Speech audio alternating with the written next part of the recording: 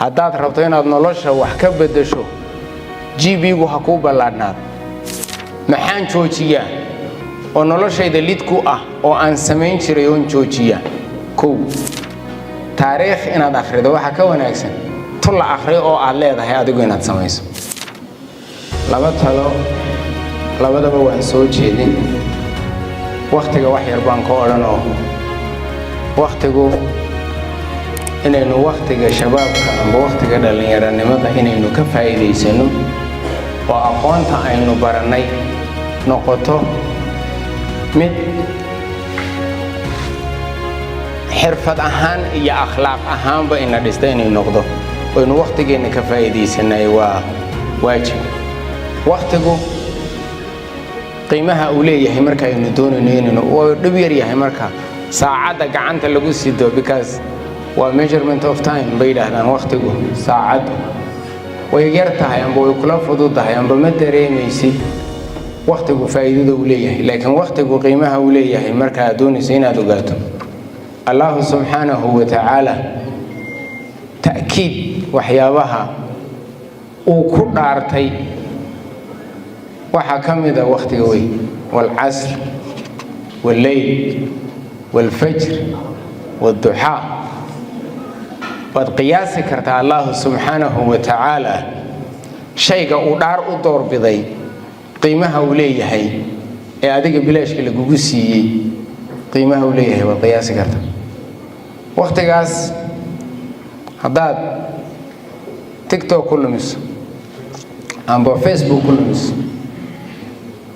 amba sida kaalmaha shidaalka qaylaad iyo hayaara saad galgalootin sadalena tidaah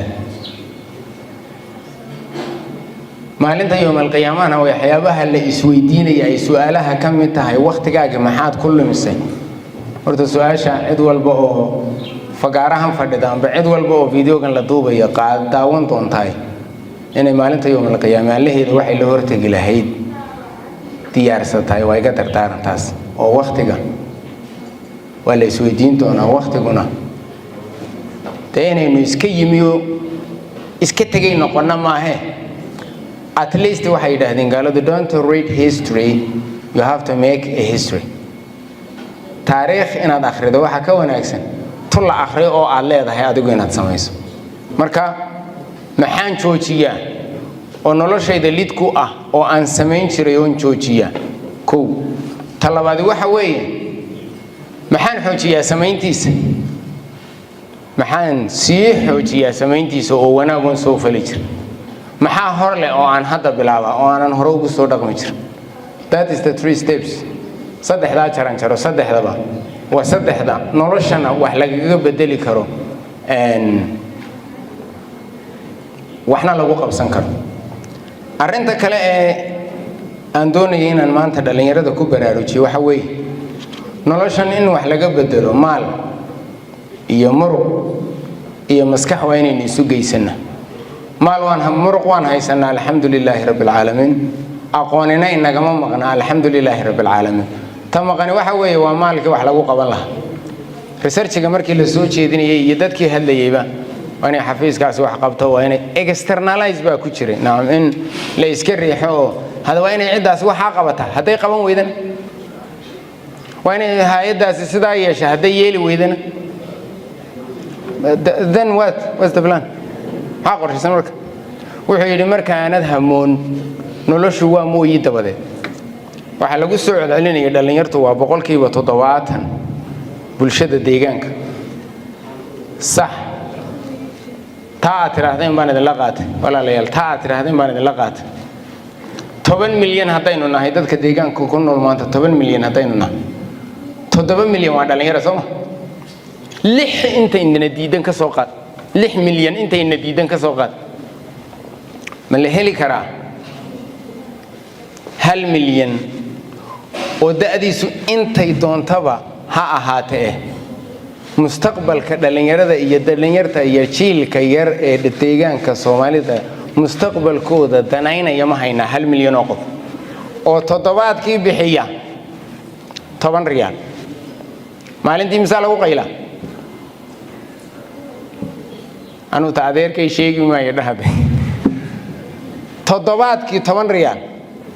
1 milyan oo qof baa bixisa toddobaadkii waxaynu isu keeni karnaa mataqaana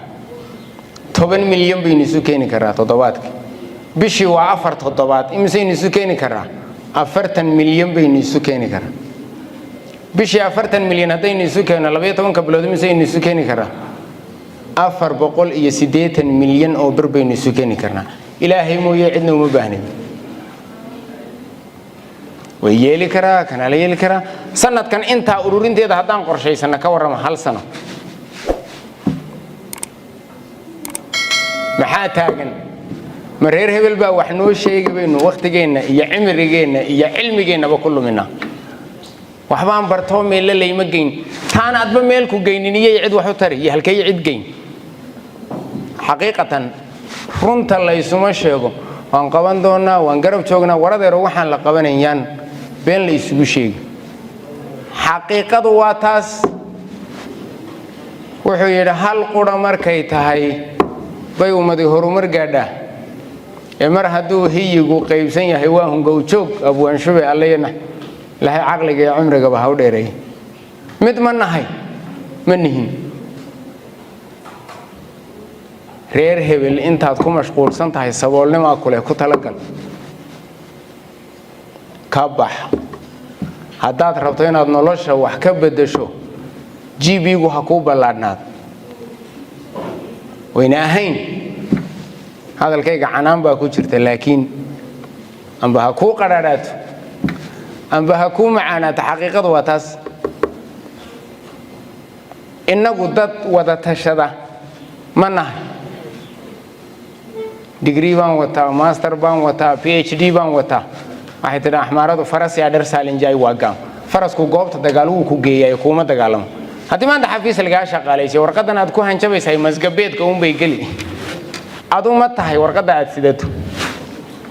adu ma tahay ma warqada wax qabata misaada wax qabanaya dadka intan hanjabaysaba amba wasiirahow amba PhD hayso amba master hayso dhamaantan waxa ay naqoodayeen inaan waxbana qorin waxbana akhrin ka qamadida soo saaray banka qodaana waxba ma noqo waxma akhrin ka geela raacana waxba ma qoro waxbana ma akhriyo faankeena cidla inaynu taaganahay sumaynaan fiirsanin xaqiiqatan in laga wada hadlaa wanaagsan walaalayaal marka hadaynu doonayno inaynu wax qabano dhalinyartu waa inay mid ahaato 480 milyan hadaynu isu keeno degmo walba hadaynu 4 milyan iyo maamul magaalo kasta siino oo 404 milyan bay noqonaysaa marka 95 ka degmo 6 maamul magaalo 101 min 4 milyan hadii la siiyo waa 404 milyan 70 waxa soo hadhayna coordination ka tababarkooda nidaam samaynta waxa soo dhan baa lagu qaban karaa you can do it by your own hay'adi ma yeelin haday yeeli weydan hebel waxa ma qaban haduu qaban waa in adiga maxaa ku qorshaysan noloshaadu waxay wax iska bedelaan marka ay adiga gacantaada kuugu jirto that's my advice aniga waa leen leeyahay nici karaa waana leeyahay jeclaan karaa laakiin oromadu waxay tiraahdaa dubbiin dhugaabiran qut hadalku run kama fursad halka doontid mar hadalku xaqiiqaduna waa taas dhalinyaradu inay walaaltinimada ka shaqeyso midnimada ka shaqeyso reer hebel kuma jiraan reer suxul kuma jiraan reer xul kuma jiraan iyadoon ahayn cidii dantooda ka shaqeynaysa wax u qabato xilka ha u dhiibato xafiisyada waa in wada taakulaynayna diyaar baanana laakiin in la isu keeno oo taa la qabto dhalinyarada iyo xafiiskii madaxweynaha waa laga jooga qorsheynta waa laga jooga anagu maaliyadii waan joognaa xafiiskii dhalinyaradu waa jooga xafiiskii haweenku waa joogaan xafiiskii CBD uu jooga iyaga ma rabaa inay cid shaqaalaysiiyaan in iyaga la shaqaalaysiiyo ma dhalinyarta iyagaan rabaa inay cid shaqaalaysiiyaan ta kale kelmadda ana aan iska dayn fircoon baa eeday ana rabbukum la'ala wa kibirka last stage ma anago ree hebela ma anago ree qurac ma anago ree qansax ma anago ree bilcila dhalinyaro iyo qof aqoon-yahana waxaasi kama soo yeelo waxaana laguma dhaqmo waan isfahanay Soomaa حتى هدينا نسمع من حقيقة واتاس